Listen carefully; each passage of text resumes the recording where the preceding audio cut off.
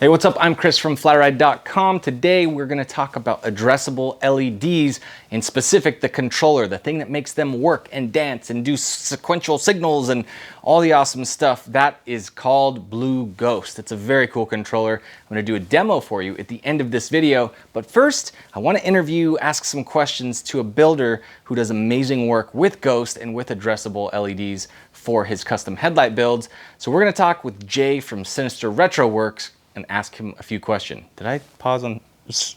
Retrowerkz? Yeah, let's go. So this is my buddy Jay. He's the best. I'm gonna tell you more and gush about this guy in a bit.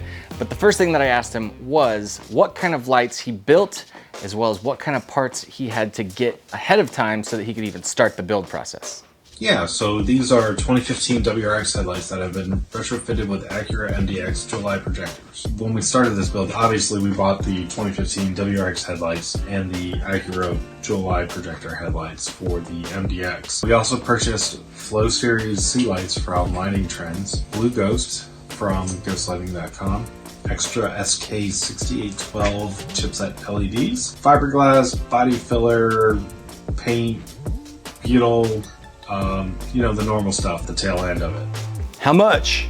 Just a little inside joke. How much did the parts cost for this build, Jay? The cost of all the parts. So the WRX lights were like 300 bucks. The Acura lights were 1,300 bucks. We basically bought brand new Acura lights to destroy them. Lighting Trends C light was 160 bucks. The BlueGhozt with the 5-volt step down was like 125 bucks. It was about 20 bucks in LEDs. Fiberglass is about 100 bucks, and body filler 20 there, and paint was another 60. So it added up really quick. We came in like right around $2,000 just in parts.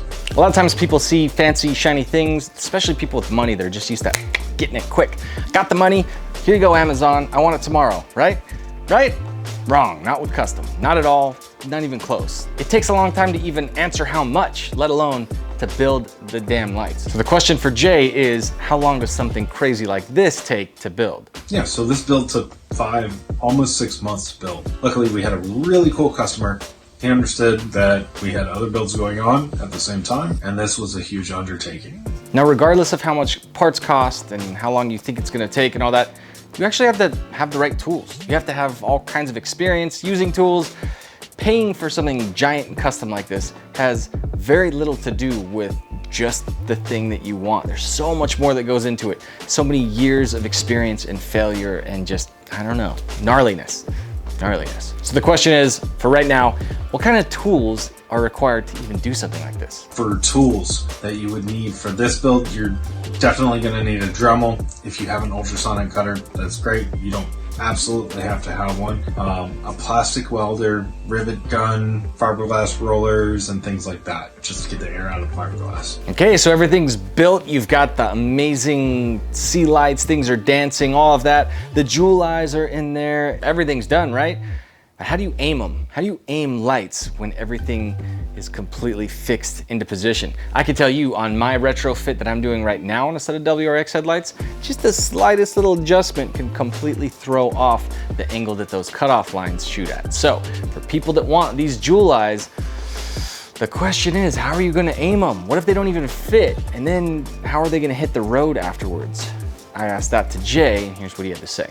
Yeah, so for aiming these things, it can be a nightmare, but we kind of cheat. And I think I told you this the other day. We have a core support for a 15 WRX. So we actually hung the front half of the light because we cut it in half basically. And we took the back half of the Acura headlight and we were able to adjust it into the WRX front piece, get it aligned the way we want. And then we riveted the two halves together just to keep them locked down, and the projectors were aimed the way we wanted them to. Then we went back and plastic welded everything together, filled all the holes with fiberglass, and then you basically end up with that. And the last thing that I told Jay to volunteer was just anything that he wanted us to know or you to know so that you can go follow him, see more of his work. The guy is amazing. So definitely follow him on all socials. That means Instagram, I'm gonna link up below. I'll link up his TikTok below because I get a kick out of doing stuff on TikTok now as well. But yeah, go follow Jay, he's a monster. Especially if you're a Subaru fan, my God. Go watch this guy's work, it's dope. So, being that it's Kristen's last day, she's literally walking out right now. Like this is the saddest ending, except that Henrik's Boot and our boy Jay bought us a ton of sushi. It's supposed to come in right now. We've been waiting, we both have to go, but we're gonna get the sushi first. It's gonna be good.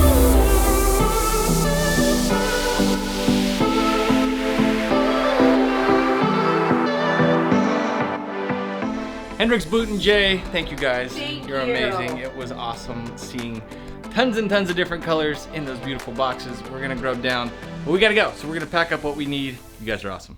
1 hour later. Okay, so as promised, I am going to do a little demo using this guy right here. That is the BlueGhozt. We've got some standard addressable LED strip from Amazon.com, so I'll link that stuff up. And we'll talk a little bit about what BlueGhozt does. Let's open the app. Okay, here is the BlueGhozt app, and we are going to skip the password because I don't have it set. It's gonna ask me if I want to pair it with Bluetooth. Of course, I do want to do that. And now it's gonna give me my options. So we can build all sorts of different show modes in here. We can do all sorts of crazy stuff like that. So as you see, there's a bunch of pre-built things that we can choose from. Now, I'm not here to show you about the show modes because the show modes are cool. I do like them, but this is what I'm into. Here's a little icon of a car. And it's gonna show us these different guys right here, like that left turn signal, right turn signal, running light, and the brake light. Now I've gone ahead and I've hooked up a little 4-channel remote right down there dangling, and it's sending my BlueGhozt. This is what it looks like inside. It's sending it the signal as though from the car. So if I hit left signal, then it's actually gonna send left signal to that thing. But I didn't have anything set up for the left signal, only the right. Because if you look right here, I only have one of the 2 outputs hooked up. So this is what happens when you hit the right signal. And that's if there's a show on. So let me set the camera down. I'm gonna pick this thing up and I'm gonna show you using the little 4-channel remote that I've set up to turn different functions on. So as you can see right there, we've got that shows that the brake lights are on. Now I've changed that color to green. So if I wanna put it back to red, then right now, anytime I turn this thing on, it's gonna turn straight to red. Now right here I have another one that is the parking light mode. And then if I look and I hit the right turn signal, it does a switchback sequential amber LED turn signal as well, because we've got the turn signal color dialed right there, the parking light color dialed right there. Super cool. You can set these to anything that you want. There are more controls that I want to go over right now. Okay, so for the next section, I am going to go back to our show modes. I want to dial some stuff in, but before I do that, I want to set it up to show how many LEDs I have. It says that I've got 102 LEDs. Well, I want to drop that way down, way down. I'm going to say that I have a total of 43 LEDs. All right, now I'm going to turn that show mode back on. And look what happens when I change the scale setting. If I say scale up, look how big the chunk is that's actually changing color. Versus if I scale it all the way down, now it's like on a pixel level. They're changing way faster. So I'll hop back in here again. I'm gonna say even less this time. I'm gonna say I've got like 15 of them. All right, and then I'm gonna go back here. Change it, turn it on. Okay, so now it's only turning on 15 LEDs. So now if I change it, the scale, you're seeing it's like changing all at once. You're barely seeing any movement. But if I put that scale all the way back down, you're seeing each individual LED go. I'll turn my, it says color shift, but it's got a little dude running on it. So I take it that means speed. So that is very interesting. Now we're gonna jack it back up to 100 something LEDs. It says 15 LEDs. Let's increase that, and look, it's just changing and changing. So I'm saying that I have 100 and let's say like 20 LEDs. Okay, now when I change in the settings here, you can see it changing just a couple LEDs at a time. Now when I change it, I move that scale button. Now you can actually see a huge chunk of color. Look at that. It's just moving all the way through quickly through 120 LEDs versus here, it's only changing a few LEDs at a time, right? So only like maybe 6 of them are the same color at any time, and all the colors are just panning through. So super interesting. And then if we jack up that speed, now you really see it. So these settings can just go on forever. I got the speed up and the scale up. These you can mess with forever. I haven't looked at most of them. Let's see what Dazzle does. Wow, okay. Heartbeat. Oh, okay. And let's see, Crossfire. That sounds interesting. Crazy. Let's see what scale does. Ooh, wow, balls. That is so nuts.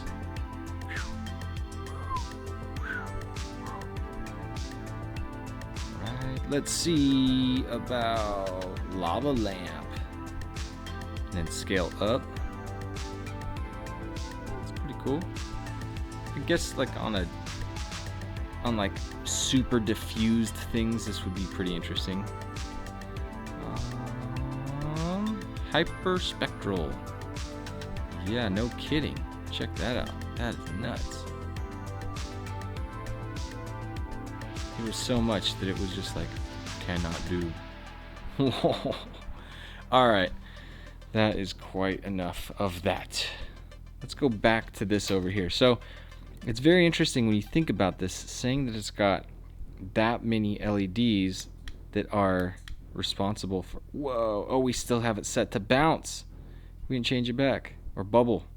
So I'm just gonna go back to sequence. Look at that.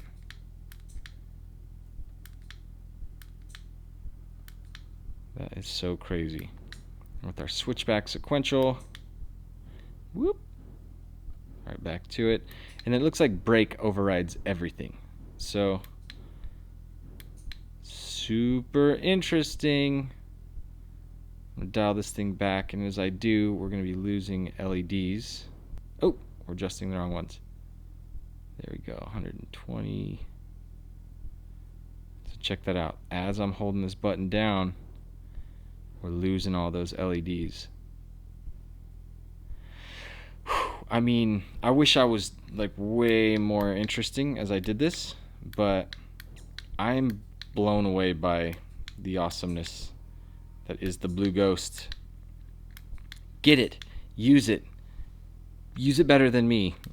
Look smarter than I am. I'm pretty sure it's abundantly clear that there are more things to do on the BlueGhozt than you could possibly imagine, way longer than any YouTube video of mine should have in them. So go follow Jay, go buy your BlueGhozt, promo code below for all the stuff and the strips and all the things, and just comment on Jay's work. Go find anything on his Instagram that you like, comment, follow him on TikTok, follow me on TikTok, follow all the things, subscribe to the channel if you're not already, pound the like button because you know I brought you value. You know you didn't know a lot of this stuff. You didn't know it existed. I don't even have to be good at it. I just have to let you know that it's real and that you can go find it. Go do that. I would appreciate it. I love that you're watching. Thank you so much for staying to the end. I hope the demo was somewhat helpful. I don't know, but I'll see you guys next time. Later. All right, I at least got to take down a plate before I go. Wow, this is, wow.